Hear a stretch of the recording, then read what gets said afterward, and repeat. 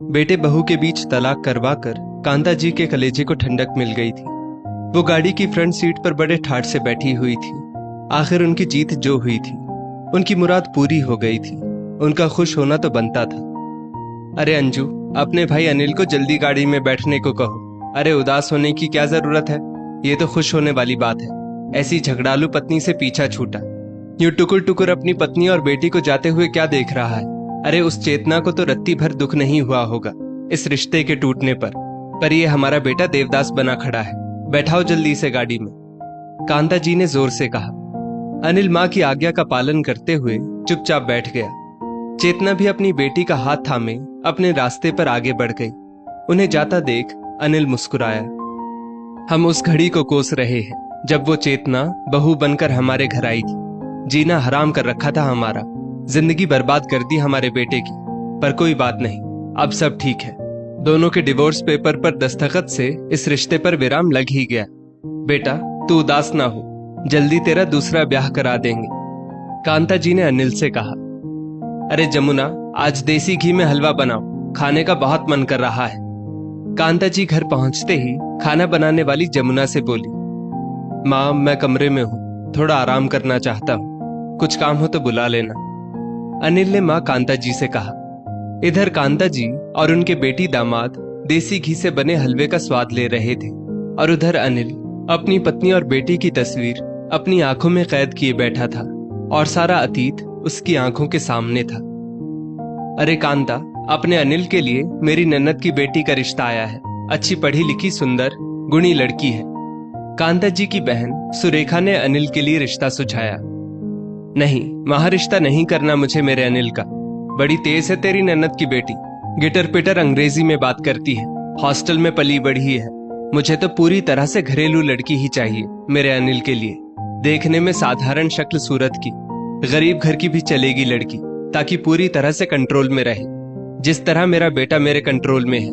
नहीं तो आजकल के लड़के तो पत्नी के आने पर माँ बाप को पूछते तक नहीं है। कांता जी ने अपनी बहन से कहा। अच्छा, तो तुझे बहू नहीं खूंटे से बंधी गाय चाहिए जो अपनी जबान तक ना खोले। तो फिर मेरी नजर में एक लड़की है, अपनी ही बिरादरी की है, साधारण परिवार से है, पिता ऑफिस में क्लर्क है, 4 बहनें हैं। बड़ी बेटी चेतना ने अभी अभी कॉलेज पूरा किया है, अच्छे स्वभाव की है, तुम जैसी चाहती हो वैसी ही है, सुरेखा ने कहा। अच्छा, तो फिर ठीक है, बात आगे बढ़ाओ। लड़की वालों से कह देना हम अगले हफ्ते लड़की देखने आ रहे हैं। कांता जी अपनी बहन से अपने इकलौते बेटे अनिल की शादी की चर्चा फोन पर कर रही थी। कांता जी का एक बेटा और बेटी है। बेटी अंजू की शादी 5 साल पहले उसी शहर में हो चुकी है। अनिल एक प्राइवेट कंपनी में अच्छी जॉब पर है। कांता जी के पति काफी पहले स्वर्ग सिधार गए थे। तब अनिल और अंजू बहुत ही छोटे थे। अपने ससुराल वालों के ताने सुनते सुनते, मेहनत मजदूरी करते हुए कांता जी ने अपने बच्चों की परवरिश की, उन्हें बहुत प्यार और सुविधा दी, समाज में उठने बैठने लायक बनाया। अनिल माँ के संघर्ष को भली भांति समझता था। अब वो चाहता था कि उसकी माँ को किसी भी प्रकार का कोई कष्ट ना हो। वो अपनी माँ की हर बात मानता था।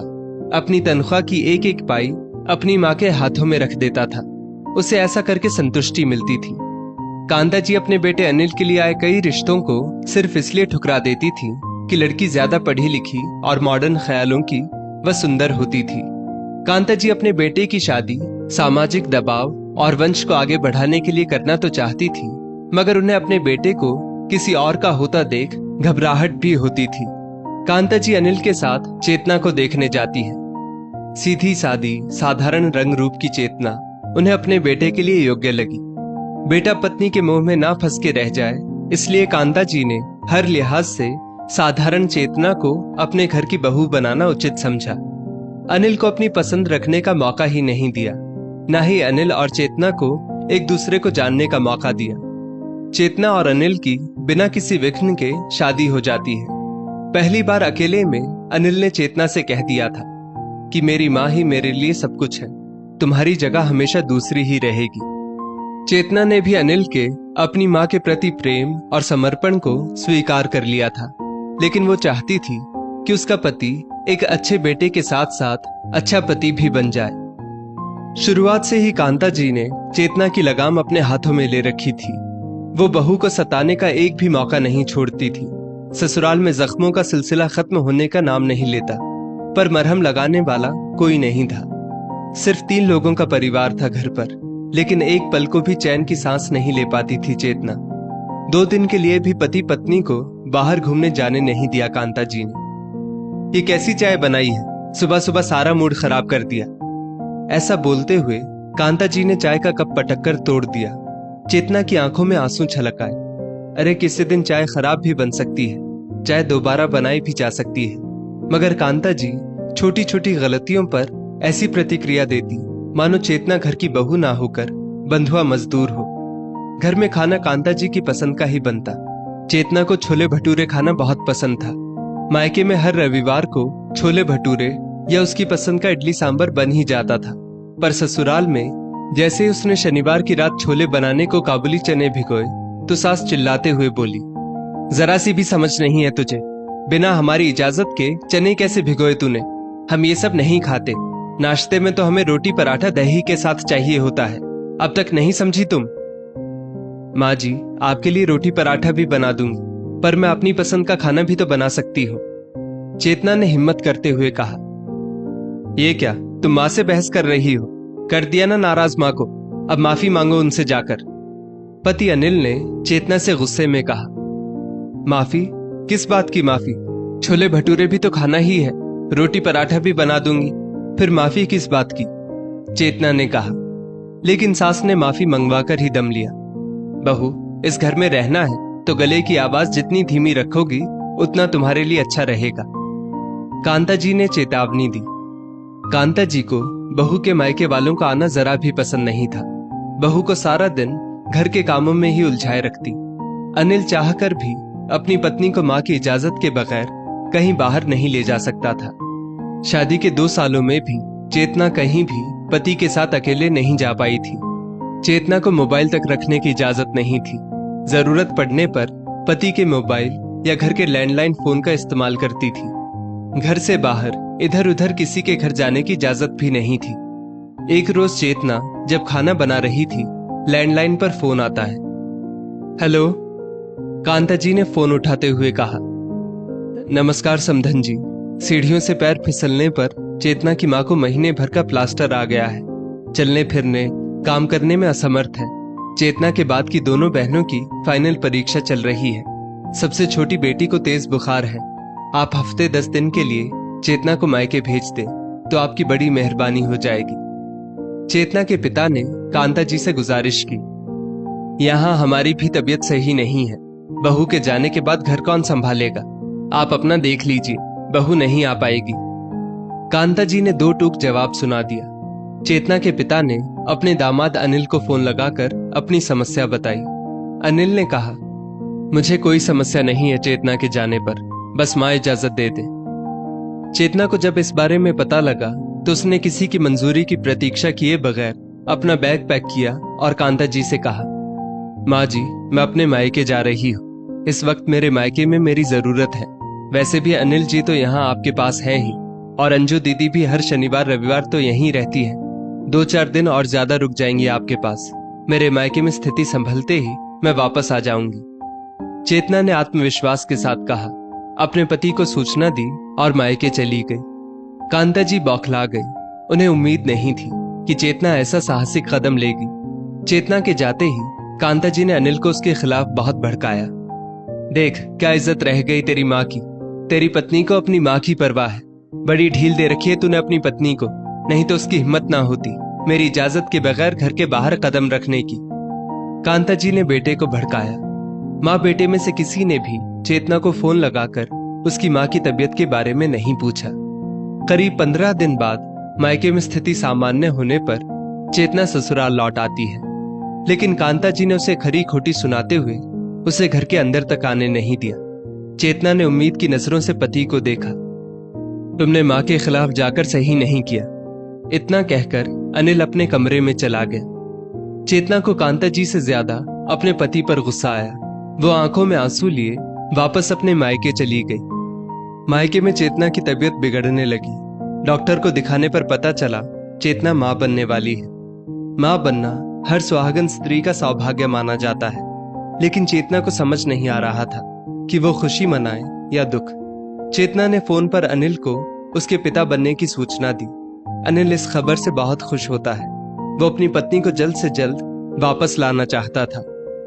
माँ, आप दादी बनने वाली है। चेतना माँ बनने वाली है। मैं उसे लेने जा रहा हूँ, अनिल ने कहा।